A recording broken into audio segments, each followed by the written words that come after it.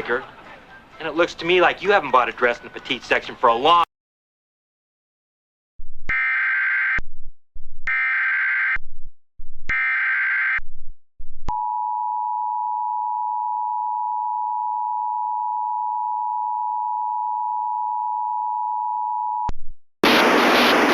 Local area emergency.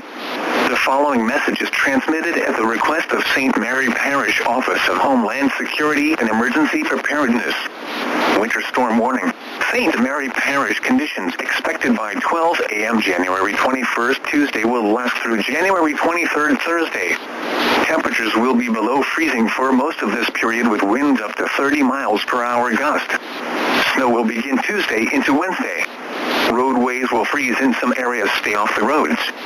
Unless you have emergency, stay indoors. Take shelter indoors for people, pets, and protect pipes. Roadways are being treated for icy roads for as long as possible. Highway 90 bridges, overpasses, Calumet Bridge priority, Baldwin Bridge and some on LA 182 will be. Outlying roadways could ice over. Monitor parish up Facebook and Street Mary Sheriff Facebook and local police, fire, government releases.